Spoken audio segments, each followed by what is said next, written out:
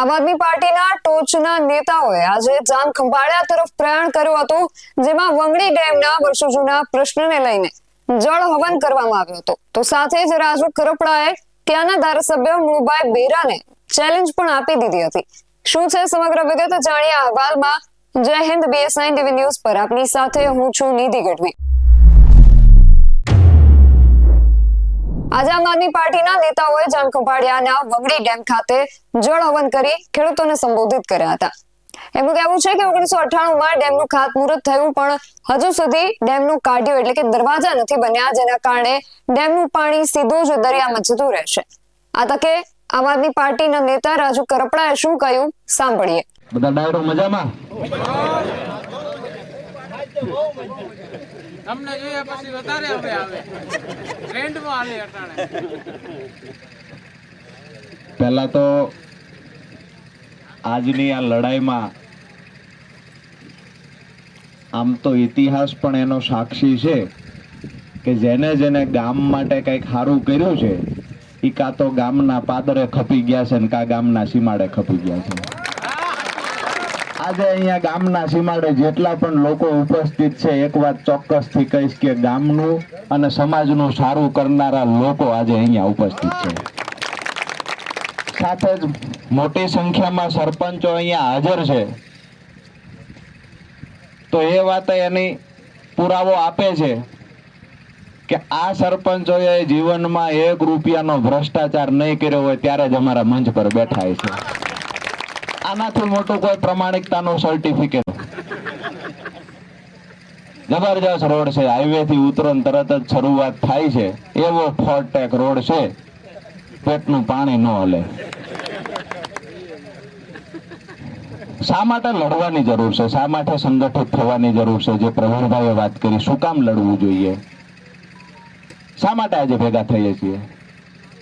લડવું છે એટલા માટે કે અહીંયા રહેલી કંપનીઓની ગુલામી મારા ને તમારા બાળકોએ ન કરવી પડે, એટલા માટે લડવાનું છે. વાસ્તવિકતા એ છે કે રોડ તૂટેલા છે, તમામ યોજનાઓમાં ભ્રષ્ટાચાર થાય છે. અહીંયા વાત કરીએ તો 98માં ખાતમુહૂર્ત કરવામાં આવ્યું અને ત્યારથી લઈને આજ દિવસ સુધી જો વંગડીનો કાઢીઓ જે લોકો નથી બનાવી કે આ કાઢીઓ અમારા સૌરાષ્ટ્રમાં નેફો કે હવે જેનાથી નેફો નથી બનતો, નેફા વગરની સરકારનો ભરોસો ન હોય. બીજી વાત કે ખેડૂતોના નામે જ્યારે વાત હોય ત્યારે રાજનીતિ માત્ર વિષય નથી.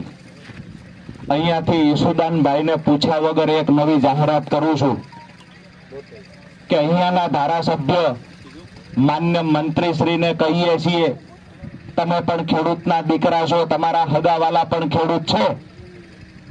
હું આજે વિનંતી કરવા માટે આવ્યો છું કે અમારા ખેડૂતોના વળતર માટે અને અમારા ખેડૂતોને સિંચાઈનું પાણી મળે એ માટે જો સરકાર તમારું ગાંઠતી ન હોય તો સરકારની સામે આંદોલનની તૈયારી કરો. મામો ભાણો ભેગા થઈને લડો. કોના બાપની તાકાત છે પાણીને રોકાવી શકે? જો તમારામાં લડવાની તાકાત છે, જો સરકાર સામે અવાજ ઉઠાવવાની તાકાત છે, તમારી અંદર જો તાકાત છે ખેડૂતો માટે લડવાની, આવો મેદાનમાં. તમારી પાર્ટીનો ખેસ ખીતીએ ટીંગાડી દો. ઈશુદાનભાઈ એની પાર્ટીનો ખેસ ખીતીએ ટીંગાડી દે અને ખેડૂતો માટે છેલ્લા શ્વાસ સુધી લડવાની તૈયારી સાથે મેદાનમાં ઉતરી જાઓ. અને માન્ય મુળભાઈ બેરા જો ખેડૂતો માટે લડવાની થોડી પણ તૈયારી દર્શાવે, જેટલા દિવસ આંદોલનમાં બેસે એટલા દિવસ અન્ય ત્યાગ કરીને રાજુ કરપડા આંદોલનમાં બેસે. મહત્વની વાત એ છે કે રાજનીતિને છોડો સાઈડમાં. મારા ને તમારા હગાવાલા, મારા ને તમારા સમાજના હું હર હંમેશા કહું છું, હું ખેડૂતનો દીકરો છું એટલે તમામ ખેડૂત મારો પરિવાર છે અને પરિવાર માટે લોહી રેડી દેવું ને મારું કર્મ છે. જ્યારે જ્યારે પણ ખેડૂતોની લડાઈની વાત આવે, માત્ર છે કઈ હાઈ ટેન્શન લાઈન આજે ઊભી છે, તમામને વળતરો મળે છે. વંગડી ડેમમાં ક્યાંક ને ક્યાંક ફર્સ્ટ ભાજપના નેતાઓ ઈચ્છે છે કે આ ખેડૂતો સદ્ધર થશે ને તો આ ખેડૂતો જમીન નહીં વેચે, એટલા માટે ક્યાંક ને ક્યાંક આ કાઢિયાનું કામ રોકવામાં આવે છે. આપણી જમીનો કંપનીઓને પધરાવી છે, આપણા ખેડૂતોના દીકરાઓને ગુલામ બનાવવા માટેનું જે ષડયંત્ર થાય છે એની સામે લડાઈના શ્રી ગણેશ કરવા આજે મળ્યા છીએ. જ્યારે જ્યારે અહીંયાથી આકલ કરવામાં આવે, આપ સૌને વિનંતી કરું છું કે જ્યારે આ વંગડીના કાઢિયા માટેની લડાઈના હાકલ કરશો તમે, ત્યારે એ લડાઈમાં સહભાગી થવા અહીંયા મંચસ પર બિરાજમાન તમામ વ્યક્તિઓ તમારી વચ્ચે હાજર હશે. અને માત્ર અહીંયાથી હું આટલી જ વાત કે આટલી જ ભીડ અને આ લડાઈ પૂરી કરીશું એવું નથી કહેતા. આવનારી લડાઈ વંગડી ડેમની એવી હોવી જોઈએ કે મિનિમમ 500 પોલીસ વાળા ત્યાં હાજર હોવા જોઈએ. જગતના બાપ છીએ, કોઈના ગુલામ નથી. અને જગતનો બાપ હાકલ કરે અને જો સરકારના ટાટિયા સરકારની ખુરશી ધ્રુજે નહીં તો આપણી માયા જન્મ આપે નકામી વાત છે. વિષય એ છે કે આપણી લડાઈમાં 28 વર્ષ સુધી પરિણામ ન મળે. અત્યાર સુધી સત્તામાં જેને બેસાડાય એવું કે તમે કોર્ટમાં ગયા એટલે પરિણામ નથી મળતું. અને ભાઈ કોર્ટ કચેરી પછીનો વિષય છે. રોડ પર અમે નીકળીશું તો એ જગતના બાપ હતા જેને 3 કાયદા પાસા લેવા સરકારને મજબૂર કરી હતી ને અમે એ જગતના બાપ છીએ. સંગઠન બનાવીને તાકાત બતાવો. હું તમને દાવા સાથે કહું છું કે આવનારી તાલુકા પંચાયતની ચૂંટણી પહેલા, જિલ્લા પંચાયતની ચૂંટણી પહેલા આ સરકારને નાકમાં દમ લાવી દઈએ ને તો આ કાઢીઓ બનશે ને ખેડૂતોને વળતરે મળશે. વાત એ છે.